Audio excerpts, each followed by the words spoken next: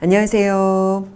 자, 이번 시간부터 변리사 1차 과목 2 화학 내용에 대한 이론 강의 시작하겠습니다. 자, 먼저 화학 과목을 잠깐 살펴보면 여기서의 화학은 일반화학의 내용을 거의 모두 포함하고 있고 약간 여기에 추가해서 유기화합물이라는 내용이 나오지만 이 유기화합물도 일반화학 책에 나와 있는 유기화학 내용 수준을 다룬다라고 생각을 하시면 됩니다.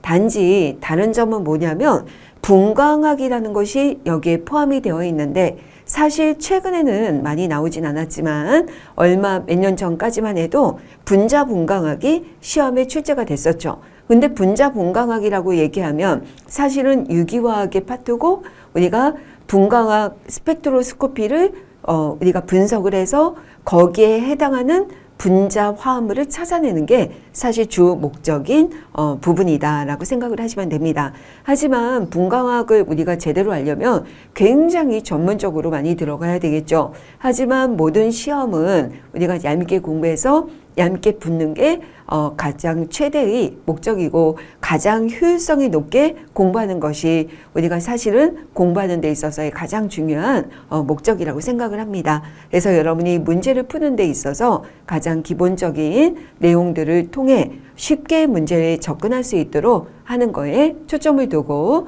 강의를 진행하도록 하겠습니다. 자, 일반화학 내용을 보면 우리가 먼저 화학의 기초 단원은 뭐냐면 우리가 일반화학을 할 때 가장 중요한 게 뭡니까? 화학은 물질에 관한 학문이기 때문에 물질이 무엇으로 구성이 되어 있는지 확인을 해야 되겠죠. 그 다음에 또 하나는 뭐냐면 화학은 우리가 물질 간의 결합을 얘기하는데 이때 결합을 할 때는 양론이라는 관계가 필요하죠.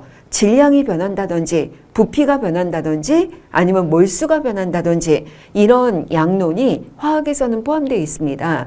그래서 계산을 힘들어 하시는 분들이 계시는데 문제는 아마 이 수업을 끝내고 나면 아마 양론이 제일 쉽구나 라고 느낄 정도로 아마 여러분이 쉽게 문제를 푸실 수가 있을 겁니다. 근데 이 양론은 여기에만 들어가는 것이 아니라 사실은 모든 단원에 조금씩 들어있다라고 보셔야 돼요. 그래서 화학의 기초는 화학에서 구성하고 있는 어떤 원소들, 그 다음에 원자, 분자, 그리고 양론 이런 것들을 다루게 됩니다. 자, 두 번째 파트가 주기성이죠. 주기성 파트는 사실은 시험에 굉장히 많이 나오는 파트라고 볼 수가 있습니다. 그래서 우리가 주기성과 관련된 내용을 정리를 한번 해볼 거고요. 자, 분자라고 얘기는 했지만 사실은 여기는 결합과 관련된 부분이다 라고 볼 수가 있겠죠. 그래서 결합에 대한 내용들. 자, 그 다음에 기체, 고체라고 되어 있지만 기체와 고체 사이에 액체도 있겠죠. 그래서 기체, 액체, 고체 파트를 우리가 여기서 보게 될 거고요. 자, 그 다음에 연력학 나왔는데 여러분 연력학이라는 것이 자체가 뭡니까? 서모다이나믹이죠. 그러니까 열, 온도나 열, 그리고 두 번째는 역학. 그래서 운동에 관한 것, 이것이 합쳐져 있는 부분이다 라고 생각하시면 되고요. 자, 그 다음에 평형 파트가 두 가지가 있죠. 하나는 화학평형이고 하나는 물리평형입니다. 자, 물리평형과 화학평형이라는 게 뭐냐면 여러분 우리가 화학반응이라고 총칭해서 얘기하지만 화학반응은 크게 화학적인 변화를 일으키는 것이 있고 물리적인 변화만 나타나는 것이 있습니다. 물리적인 변화다라는 건 뭘까요? 여러분 예를 들면 제가 종이를 가지고 있다가 여러분 이 종이를 반으로 잘랐다. 그러면 어떻게 됩니까? 종이가 반으로 잘라져서 크기가 줄어들지만 종이라는 성질 자체가 변하지 않죠. 그럴 때는 물리적 변화라고 합니다. 하지만 내가 이 종이를 태웠다. 그러면 이게 종이가 타서 재가 만들어지죠. 그러면 더 이상 종이로서 가지고 있던 성질이 변화가 된 것이죠. 그런 게 화학적 변화입니다. 그래서 우리가 보통 화학평형이라고 한다면 모든 화학 반응을 사실은 총칭하고 있는 거나 마찬가지지만 그 중에서도 반응을 통해 성질이 바뀌는 것들에 대한 평형 관계를 보는 것이고요. 자, 그 다음에 물리평형은 물리적 변화가 일어날 때 우리가 보통 물리적 변화라고 하면 가장 대표적인 게 바로 뭐냐면 바로 상태 변화죠. 고체가 액체가 되고 액체가 기체가 되고 이런 것들에 대한 평형이라고 보시면 되겠습니다. 자, 그러면 평형이 무엇일까라는 게 중요하겠죠. 여러분, 평형이 뭘까요? 우리가 화학에서는 평형, 모든 반응은 사실은 평형에 도달한다 라고 얘기합니다. 하지만 이 평형이 너무나 정반응이 완전히 우세해서 반응물이 생성물로 거의 다 변했다. 이 세상에 100%라는 것은 있을 수가 없습니다. 그냥 거의 다 변했다. 이러면 뭐라고 그러냐면 반응이 완결되었다 라고 얘기하는 것입니다. 하지만 우리가 반응이 가다 보면 어떨 때는 반응이 100% 진행되는 것이 아니라 반응이 진행되다가 멈추는 상태가 있는 것처럼 보일 때가 있죠. 그럴 때를 우리는 뭐라고 하냐면 평형에 도달했다 라고 얘기하는 것입니다. 그래서 평형에 도달하게 되면 전체적으로 특징이 뭐냐면 반응물과 생성물이 공존하고 있는 상태다. 이렇게 보시면 되겠습니다. 자, 근데 우리가 조심해야 될 것은 뭐냐면 화학에서 말하는 평형이라는 것은 정적인 것이 아니에요. 정지한 것이 아니라 정지한 것처럼 보일 뿐이죠. 그래서 우리는 화학에서는 평형을 뭐라고 그러냐면 동적인 평형이다 라고 보통 얘기하게 됩니다. 자, 그리고 나면 이제 이렇게 평형 관계를 얘기하면 속도에 관한 얘기를 배우게 됩니다. 반응 속도죠. 얼마나 반응이 빠르게 일어나느냐 이런 것들을 우리가 알아내는 게 화학 반응 속도라고 얘기하시면 되고요. 그 다음에 산염기, 그 다음에 전기화학, 그 다음에 배위화학 이런 파트를 우리가 구성을 우리가 배우게 됩니다. 아까 말씀드린 것처럼 유기화합물에 대한 가장 기본적인 유기 반응들 이런 것들을 다루고 마지막으로 분자 분광학까지 이렇게 우리가 내용을 다룬다라고 보시면 될 것 같습니다. 자, 그러면 자, 오늘부터 우리가 본격적으로 한번 내용을 살펴보도록 하겠습니다. 자, 첫 번째 단원이 아까 말씀드렸던 화학의 기초 단원입니다. 자, 화학의 기초는 아까 말씀드린 것처럼 화학은 물질에 관한 학문이다 라고 말씀을 드렸었죠. 그래서 우리는 물질이 무엇인가 라는 것부터 좀 한번 정리해서 생각해 볼 필요가 있습니다. 자, 우리가 물질을 나눌 때 크게 물질은 크게 두 가지로 나눈다 라고 볼 수가 있습니다. 자, 물질을 나눌 때는요, 크게 순물질과 혼합물 이렇게 나누게 되죠. 그래서 첫 번째는 순물질이라는 것과 그 다음에 혼합물이라는 것으로 이렇게 나누게 됩니다. 자, 그러면 순물질이라는 거는 뭐 어떻게 얘기할까요?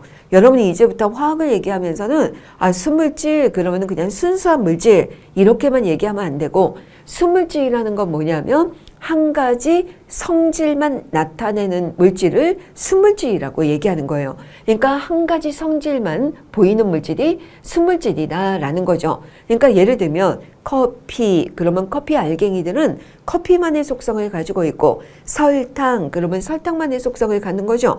만약에 프림, 그러면 프림의 속성을 갖는 거죠. 그런 것들은 순물질이 될 텐데 이런 순물질을 우리가 혼합을 하면 여러분 이거 믹스하는 거죠.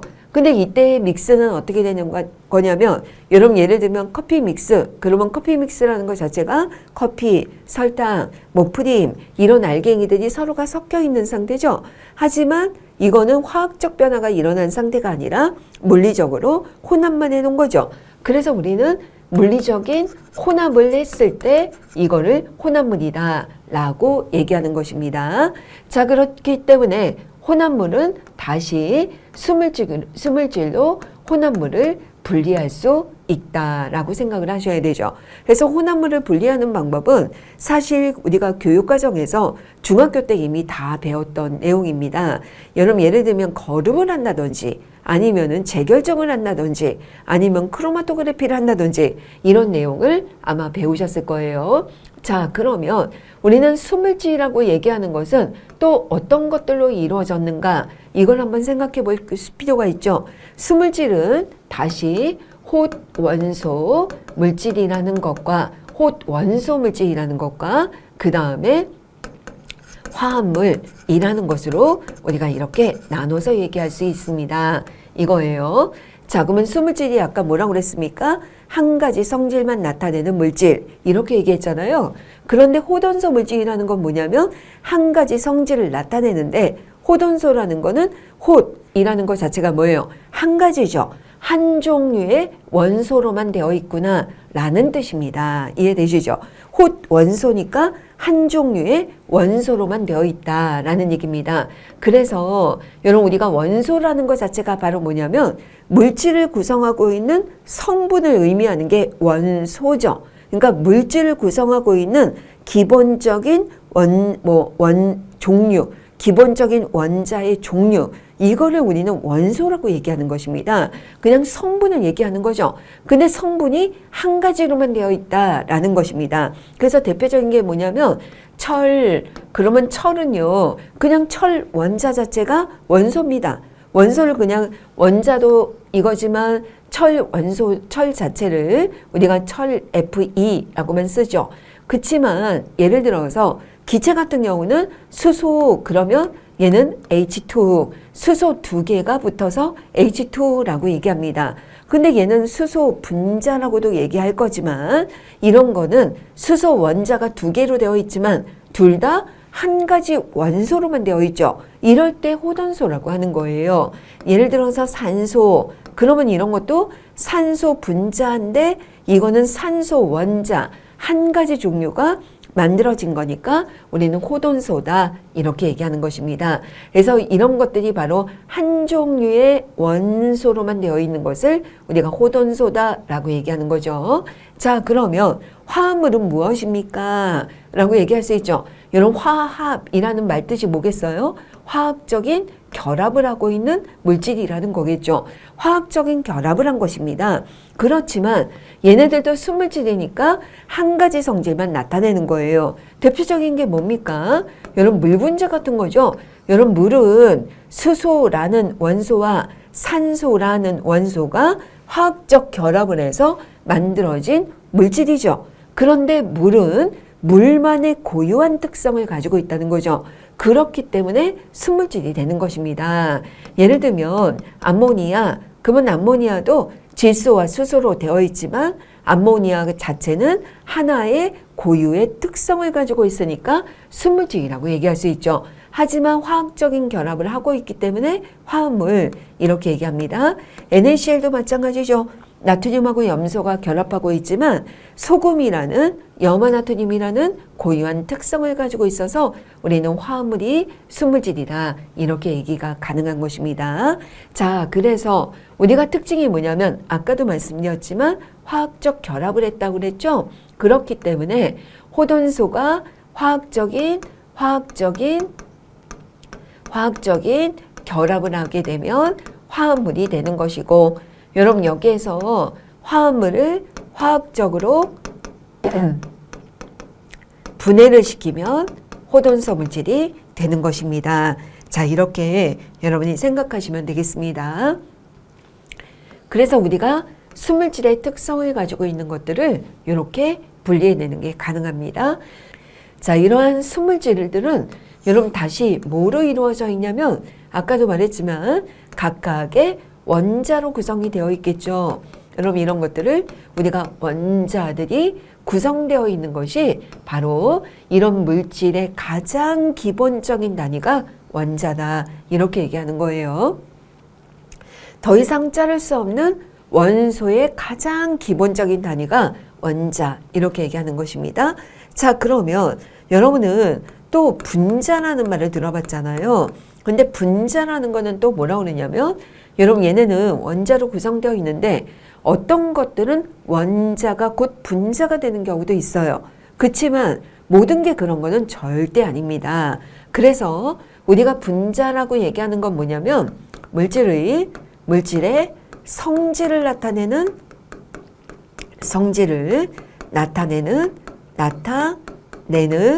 기본 단위 이렇게 우리가 얘기하는 것입니다. 그래서 성질을 나타내는 기본 단위 이게 바로 분자다라고 얘기하는 거죠.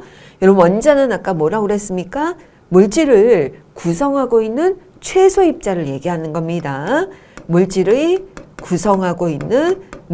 구성하는 최소 단위 입자, 최소 단위의 입자를 우리는 원자라고 얘기하는 것입니다. 이렇게 여러분이 구분하시면 됩니다. 자, 그러면 우리가 혼합물이라고 얘기하는 거는 뭡니까? 여러분, 혼합물은 아까 말씀드린 것처럼 커피 믹스 같은 걸 떠올리면 됩니다. 여러분, 커피 믹스는 커피 알갱이, 설탕 알갱이 각각의 고유의 성질이 그대로 유지되면서 혼합이 돼 있는 거죠.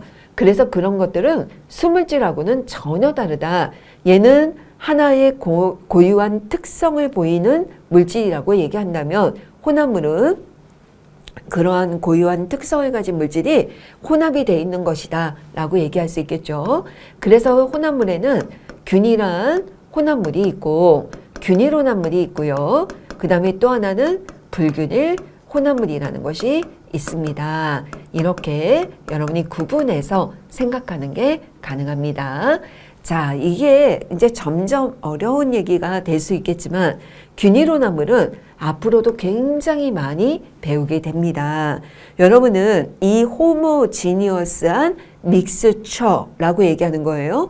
근데 이런 호모지니어스한 믹스처는 여러분 대표적인 거를 우리가 뭐라고 얘기하냐면 용액이라고 얘기합니다.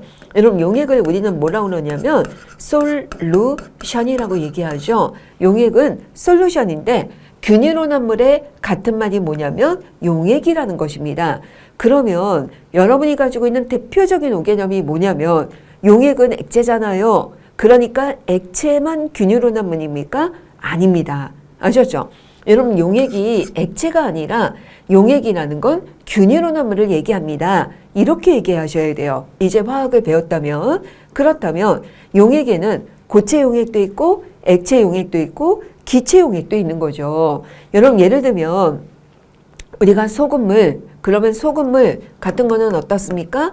여러분 소금을 완전히 녹여서 포화 상태의 용액을 만들었다면 여러분 이게 아래쪽도 소금을 예를 들어서 내가 10%의 소금을 만들었다면 아래쪽도 10%, 위쪽도 10%, 어디 중간에도 10% 어느 부분을 택하더라도 어떻습니까? 조성이 균일할 때는 균일 혼합물이다, 용액이다 라고 얘기하는 것입니다. 하지만 여러분 대표적으로 여러분 우유 같은 거 있죠. 여러분 우유를 보면 아니 우유는 위에도 뽀얀색, 아래도 뽀얀색, 가운데도 뽀얀색 그리고 똑같이 우유잖아요.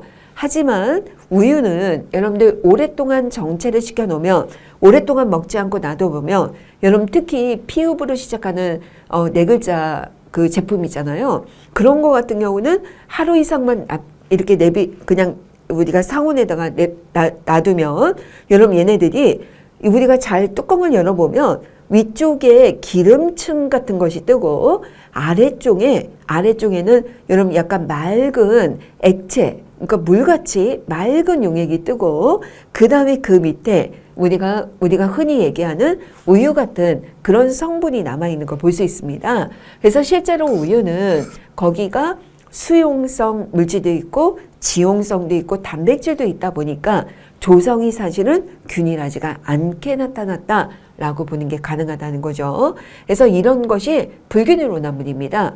그래서 또 대표적인 게 뭐냐면 포도주 같은 거예요.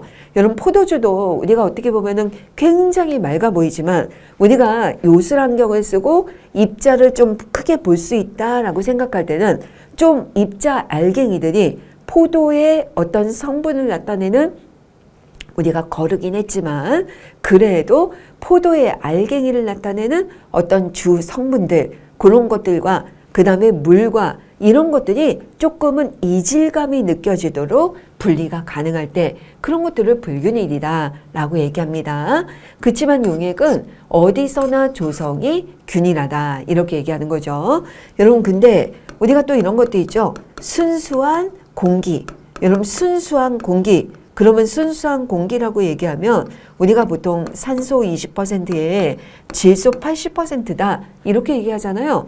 이런 애들은 여러분 산소하고 질소하고 이산화탄소하고 헬륨하고 이런 것들이 조금 들어있겠지만 여러분 이런 것들은 순수한 공기를 완전히 균일하게 얘네들이 기체들은 무조건 모든 방향으로 불규칙하게 운동하기 때문에 여기는 어디서나 조성이 같은 균일한 혼합물이다. 이렇게 보는 게 가능하다는 거예요. 하지만 우리가 지금 바로 도로에 나가서 공기를 우리가 마시지만 그 공기에 보면은 예를 들어서 매연이 지나가게 되면 아니 자동차가 지나가면서 매연을 우리가 내뿜게 되면 여러분 그 매연은 우리 눈에는 보이지 않지만 아주 작은 그름 같은 아니면 탄닌이라든지 타르라든지 이러한 입자들이 섞여 있는 거죠. 여러분 담배 연기만 봐도 담배 연기에 이렇게 뿌옇게 퍼져나가는 무질서하게 퍼져나가는 담배 연기 있잖아요.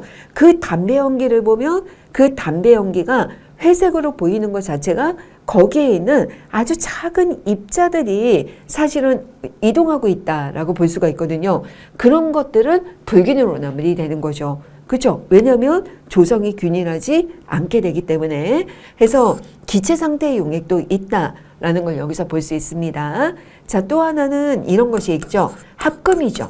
그래서 여러분 예를 들면 우리가 여러 가지 그 합금 물질들이 있잖아요. 금속을 섞어서 예를 들어서 청동 아니면 황동 아니면은 금 14K 뭐 이런 것들은 금에다가 다른 어떤 성분들을 섞어서 우리가 만들게 되는데 이런 것들이 바로 합금인데 합금 같은 경우는 다 모든 그 금속의 성분이 녹아서 균일한 조성을 이루고 있기 때문에 이런 것도 용액이다. 이렇게 보는 게 가능하다는 거예요. 그래서 여러분이 나중에 이걸 조금 더 자세하게 배우겠지만 앞으로 균일혼합물은 용액이다. 라는 걸로부터 시작하면 좋을 것 같습니다. 자, 그러면 우리가 본문으로 한번 와보겠습니다. 자, 물질이라는 게 이런 거구나 라는 걸 이제 여러분이 개념을 잡으셨습니다. 자, 그러면 물질을 구성하고 있는 가장 작은 입자, 여러분 가장 기본적인 최소 단위 입자를 우리가 뭐라고 한다고 그랬습니까? 원자라고 얘기한 거예요. 그런데 여러분 이런 원자가 언제부터 시작을 했냐면 여러분이 중학교 때 배우셨을 겁니다. 돌턴이라는 사람이 있었어요. 이 돌턴이라는 사람의 여러분 원자가 무엇이다 라고 설명한 사람들이 굉장히 많았는데 그 첫 번째가 돌턴이라는 사람은 우리가 어떤 물질을 구성하고 있는 가장 기본적인 단위 입자를 원자라고 하자라고 처음으로 얘기한 사람이 바로 돌턴입니다. 이 돌턴은 뭐라고 그랬냐면 이 원자는 구형으로 생겨 있다 라고 얘기했고요. 자, 그러면서 이 원자는 더 이상 깨질 수 없다 라고 얘기한 것입니다. 그게 한동안 굉장히 오랫동안 지속이 됐죠. 자, 그러다 여러분 이제 톰슨이라는 사람이 나타나게 됩니다. 톰슨이라는 사람이 나타나서 여러 가지 실험을 하죠. 우리가 물질을 구성하고 있는 원자가 실제로 돌턴이 얘기하는 것처럼 진짜 깨지지 않을까? 라는 여러 가지 실험을 하게 되죠. 이 톰슨의 대표적인 실험이 바로 뭐냐면 음극선 실험이라는 것입니다. 음극선 실험을 통해 원자는 더 이상 깨지지 않는다 라고 얘기했던 돌턴의 의견을 깨트리게 된 거죠. 여러분 왜냐하면 우리가 이 음극선이라는 바로 전자로 이루어진 마이너스로 이루어진 레이, 빛이 나가는 걸 레이라고 하죠.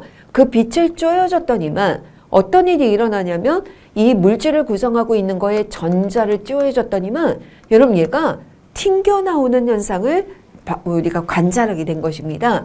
이걸 통해서 톰슨이라는 사람은 우리가 이 원자라고 얘기하는 곳에는 분명히 마이너스를 가진 입자가 있을 것입니다. 라는 거를 발견하게 된 거죠. 그래서 우리가 톰슨이 음극선 실험을 통해서 발견한 것이 바로 뭐냐면 전자를 발견했다. 이렇게 우리가 설명을 하는 것입니다. 그래서 전자를 발견하다 보니까 전자가 여러분 이게 콕콕콕콕 원자 안에 퍼져 있는 것처럼 보일 것 같아. 그랬기 때문에 바로 톰슨의 음극선 실험을 통해서 전자를 발견하고 이 전자가 전자가 원자에 구성되어 있는 그런 배치를 우리가 설명하기 위해서 말한 모형에 비유해서 말한 게 바로 뭐냐면 건포도 푸딩 모형이다. 이렇게 표현하기도 했다라는 얘기입니다. 자, 그래서 이제 더 실험이 진행이 됩니다. 그러자 이번에는 누가 나왔냐면 러더퍼드라는 사람이 실험을 하게 됩니다. 그래서 이 러더퍼드는 바로 알파 입자 산란 실험이라는 것을 하게 됩니다. 여러분, 알파 입자라는 것이 무엇입니까? 이제 여러분들이 점점 더 자세하게 배울 텐데, 알파 입자는 헬륨 입자를 알파 입자라고 얘기합니다. 질량이 4짜리, 원자 번호가 2짜리인 헬륨 입자인데요. 헬륨 입자는 플러스 성질을 가지게 됩니다. 그래서 왜 플러스가 되냐면 헬륨 입자는 전자를 잃어서 양이온이 진짜 잘 만들어집니다. 그래서 플러스 성질을 가지게 되는데 이 플러스 입자를 가진 것을 쪼여줬습니다. 계속적으로 쪼여줬어요. 그랬더니 처음에는 톰슨이 얘기한 것처럼 전자만 있다면 어떤 일이 일어날까요?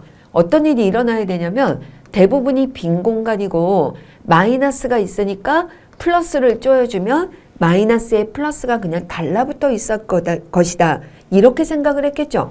그런데 계속 실험을 하다 보니까 수만 번, 수천 번, 수만 번, 수십만 번 이렇게 실험을 하다 보니까 아주 작은 비율로 여러분 이것이 또 튕겨나오게 되는 어디선가 튕겨나오게 되는 것을 발견하게 됩니다. 자, 그거로부터 이 러더포드는 뭐라고 설명하냐면 플러스를 쪼였는데 플러스가 튕겨나왔다. 그 얘기는 여기에 분명하게 플러스가 있을 것이다 라고 얘기합니다. 근데 그 플러스가 튀어나오는 빈도가 어느 정도냐면 러더포드가 학회에 가서 발표할 때 그렇게 발표했어요. 자, 제가 여기 종이 한 장이 있습니다. 여러분, 종이 한 장이 있는데 내가 만약에 총을 쏜다면 이 총알이 분명히 이거를 뚫고 지나가겠죠. 하지만 내가 발견한 플러스는 뭐냐면 이 종이에다가 총을 쐈는데 이 총알이 종이에서 반사가 돼서 내 쪽으로 튕겨나올 확률만큼 발견했습니다. 이렇게 얘기해요. 여러분, 그러니까 어떻다는 얘기예요? 플러스가 굉장히 작다라는 얘기입니다. 그래서 러더퍼드는 그걸 생각을 해보았어요. 어떻게 생각을 하게 되냐면 원자 안에 플러스를 가진 성질은 아주 작다. 그러니까 아주 작아서 우리가 처음에는 발견하지 못했던 거다. 그러면 어디에 존재하냐면 여기 정 가운데에 이게 존재할 것이다. 플러스 성질을 가진 핵이 있을 것이다. 그래서 러더퍼드는 바로 플러스 성질을 가진 핵이 있다는 것을 발견했다. 이게 되는 것입니다. 아시겠죠? 그래서 마이너스 입자는 바깥쪽에 이렇게 둥둥둥둥 떠 있을 것이고 어딘가에 이렇게 떠서 있을 것이고 플러스 입자를 가진 핵이 가운데 있다. 이렇게 보는 거예요. 근데 제가 그림을 이렇게 그리다 보니까 플러스가 굉장히 커 보이지만 아까 뭐라고 그랬습니까? 확률상 너무 작은 거예요. 그래서 우리가 교과서나 일반화학 책이나 이런 데 쓰여 있는 비율을 보면 뭐라고 그러냐면 원자의 크기가 종합운동장만 하다고 하자.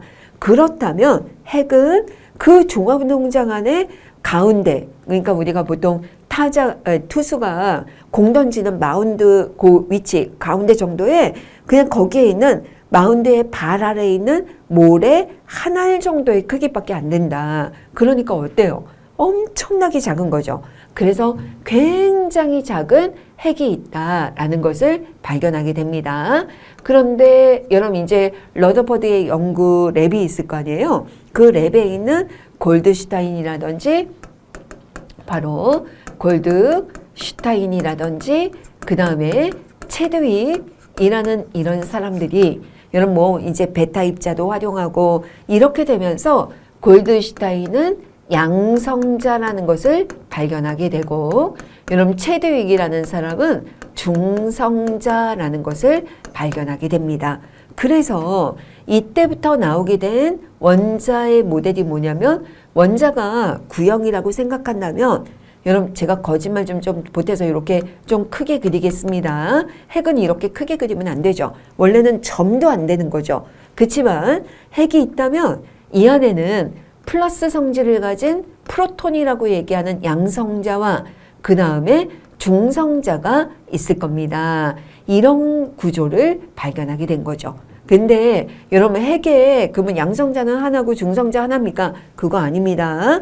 하지만 양성자도 있고 중성자도 핵에 있다. 바깥에는 전자가 있다. 이런 것들을 발견하게 된 것입니다. 아셨죠? 이때부터 원자의 구조가 좀 구조화가 되기 시작하죠. 그리고 난 다음에 이제 더 발달한 게 우리가 2장에서 배우게 되는 보어라는 사람의 모델이 등장하게 되죠. 여러분 보어는 어디까지 등장을 하냐면 핵이 있습니다. 그러면 전자가 아무데나 있는 게 아니에요. 전자는 이렇게 핵 주변을 원궤도로 돌고 있습니다. 이렇게 설명한 사람이 바로 보어입니다. 여러분 이렇게 되는 거예요. 근데 여기서 더 나가서 현대의 양자역학 시대, 현대는 양자역학의 시대라고 얘기하죠. 이 양자역학이 바로 2단원에서 또 주기성을 할 때 또 배우게 될 겁니다.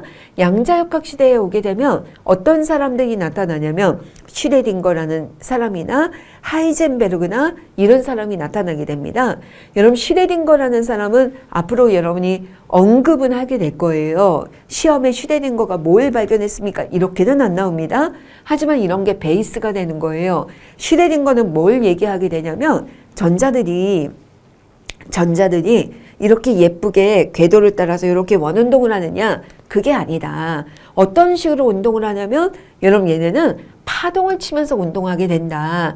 여러분 이렇게 운동을 한다. 이렇게 얘기를 많이 하죠. 그러니까 여러분 우리가 그 이모티콘이나 이런 걸 볼 때 양자역학으로 들어오면 이렇게 파동을 치고 있는 그런 모양을 아마 물리에서도 배우시게 될 겁니다. 자, 게다가 하이젠베르그는 뭐라고 하냐면 전자가 이렇게 운동하다 보니까 입자의 크기도 너무 작고 그런데 이렇게 운동을 하다 보니까 실제로는 어디에 위치하고 있는지 제대로 알 수가 없다. 그거를 우리가 뭐라 했냐면 전자의 운동량과 위치를 동시에 결정할 수는 없다. 이걸 얘기한 게 불확정성의 원리다라고 얘기하죠. 그런 것 때문에 우리가 현대 양자역학에서는 우리가 어떻게 표현하냐면 핵이 있으면 여러분 전자가 어느 궤도를 물론 돌겠죠. 근데 얘가 여러분 이게 궤도를 돌 때 파동을 치면서 막 이렇게 돌다 보니까 여러분 이런 게 막 계속 쌓이다 보면 여기가 어떻게 보이겠습니까? 여러분 그냥 구름처럼 뿌예 보이겠죠. 그래서 현대의 양자역학 모델은 우리가 모델을 뭐라고 그러냐면 전자 구름 모델이다. 이렇게 우리가 얘기하게 되는 것입니다. 이렇게 보시면 돼요.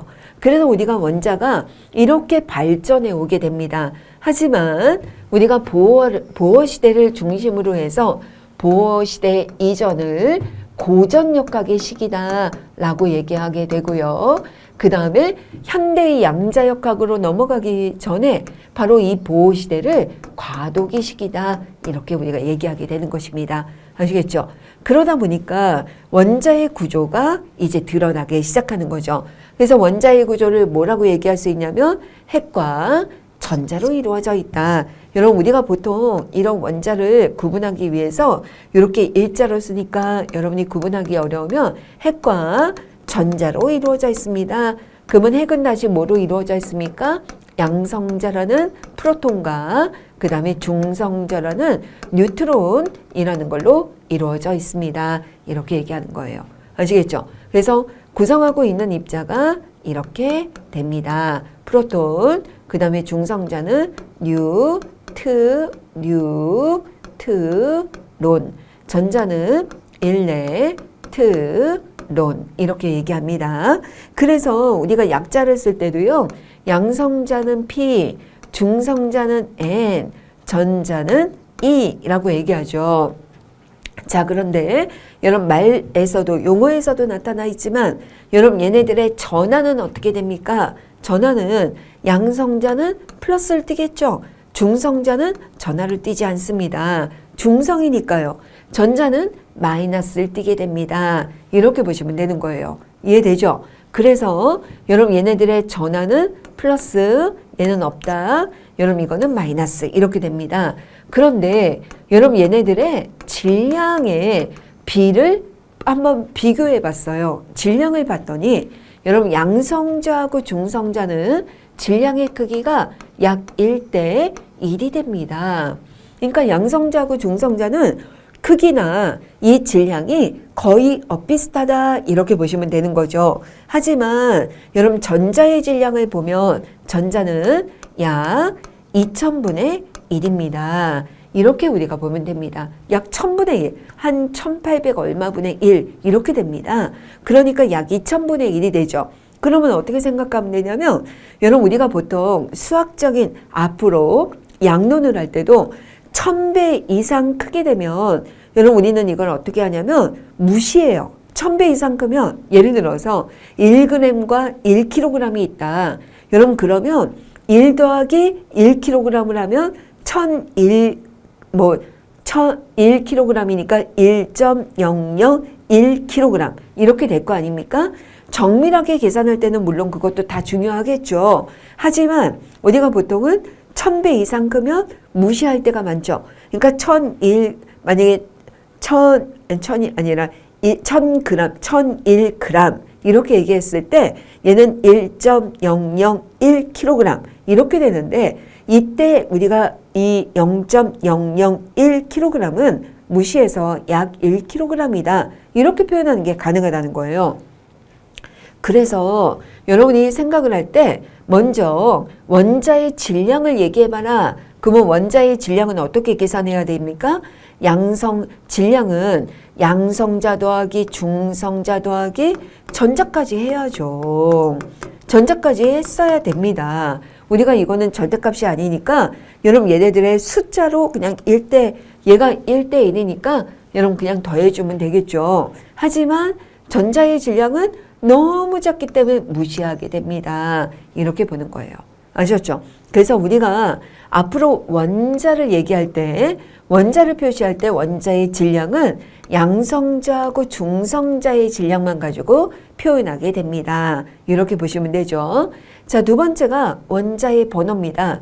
여러분 원자 번호는 뭐냐면 여러분 우리가 주기율표에서 앞으로 주기율표에서 한 30번까지는 여러분이 외우고 가시는 게 중요합니다. 30번까지 외워야 되는데 1번 수소, 2번 헬륨, 3번 리튬 이런 식으로 나가잖아요. 그럴 때 그 원자 번호가 바로 뭐냐? 바로 양성자의 수. 이걸 우리는 원자 번호라고 얘기한다. 이렇게 보시면 됩니다. 자, 그런데 여러분 여기 보면 중성 원자일 때 전자수도 얘기한다. 이거잖아요. 여러분 왜 그래요? 아니 중성이라는 거는 플러스하고 마이너스가 똑같으니까 전하가 0이 되는 거잖아요. 그렇기 때문에 우리가 원자 번호를 얘기하면 양성자의 수를 얘기하거나 중성일 때는 전자수와 양성자수가 같으니까 우리가 중성일 때의 전자수로도 얘기할 수 있다. 이렇게 보시면 되겠습니다. 자, 이제 세 번째 전하량이라는 게 나오죠. 여러분 상대 전하량이라는 게 뭐냐면 이온이 될 때 얘기하는 거예요. 여러분 생각을 해보세요. 원자가 있는데 여러분 원자 핵에 여러분 플러스가 여러분 양성자가 3개가 있습니다. 전자가 3개가 있어요. 여러분 그러면 이거는 뭐가 됩니까? 중성이죠.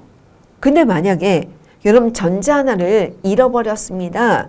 여러분 그러면 전자 하나가 잃어버리면 여러분 플러스는 3개인데 여러분 마이너스가 2개밖에 안 남은 거예요. 그러면 여러분 이럴 때는 얘는 플러스는 3개인데 마이너스는 2개니까 플러스 1가가 되는 것입니다. 이렇게 생각을 하는 거예요. 그러면 여러분 플러스 가운데 있는 플러스가 없어질 수 있나요? 그럴 수 없습니다. 너무 핵이 작고 너무 핵은 가운데 있는 코어죠. 그렇기 때문에 얘는 없앨 수가 없고 전자만 이동이 가능한 거예요. 그러면 전자를 잃어버릴 수도 있지만 만약에 바깥에 있는 전자를 얘한테 주면 어떻게 됩니까? 그러면 어떻게 되겠어요? 플러스가 3개가 되고 여러분 그 다음에 주변에 마이너스가 4개가 된다면 마이너스가 하나가 더 많은 거죠. 이럴 때는 어떻게 됩니까? 마이너스 1가가 되는 거죠. 플러스가 3개고 마이너스가 4개니까요. 이렇게 됩니다. 그래서 이렇게 우리가 상대 원자, 상대 전하라는 것을 해결할 때는 양성자와 전자의 수로 확인한다. 이렇게 보시면 됩니다. 그래서 앞으로 우리가 원자를 기호를 표기할 때 이렇게 표기를 할 거예요. 여러분 여기 보면은 이렇게 C라고 라지로 써 있는 게 바로 뭐냐면 대문자 우리가 원소 기호, 탄소, 카본을 얘기하는 거죠. 여러분 그러면 왼쪽 아래에는 원자 번호를 적는 것입니다. 여러분 원자 번호가 아까 뭐라고 그랬습니까? 양성자의 수. 근데 양성자의 수는 다른 말로 뭐라고 합니까? 중성일 때 전자의 수. 이렇게 얘기하죠. 자, 그 다음에 왼쪽에 숄더에는 뭐를 쓰냐면 질량을 쓰는 것입니다. 여러분 질량은 어떻게 계산한다고 그랬죠? 원래는 양성자, 중성자, 전자 다 더해야 되지만 전자는 질량이 너무 작으니까 무시합니다. 이렇게 표현하면 되는 겁니다. 자, 그러면요. 여러분 우리가 보통 이런 표시가 있습니다. NA라고 합시다. 나트륨이에요. 여러분 나트륨은 11번입니다. 여러분 얘네들의 질량은 23입니다. 이렇게 생각해 볼게요. 그런데 여러분 나트륨이 만약에 여러분 양성자가 11개니까 전자가 11개가 있었겠죠. 근데 만약에 전자 하나를 잃어버렸다. 그러면 얘는 어떻게 됩니까? 양성자는 11개가 그대로 있지만 전자 11개 중에 하나가 없어졌으니까 10개가 남죠. 그러면 이럴 때는 플러스 1가 이런 식으로 쓴다는 거예요. 그래서 이온을 표시할 때는 오른쪽, 위쪽, 숄더에 우리가 표시한다. 이렇게 보시면 되겠습니다. 자, 그래서 우리가 첫 번째 시간에는요. 우리가 물질이라는 게 무엇인가 수물질, 혼합물 이렇게 커다랗게 분리하는 거에 대한 내용을 한번 봤고요. 자, 그 다음에 물질을 구성하고 있는 가장 기본적인 입장, 원자에 대한 내용을 한번 정리를 해봤습니다. 여러분이 원자는 모든 물질의 가장 기본적인 단위 입자이기 때문에 여기에 이 흐름이나 이런 것들을 좀 잘 숙지하고 있으면 좋을 것 같습니다.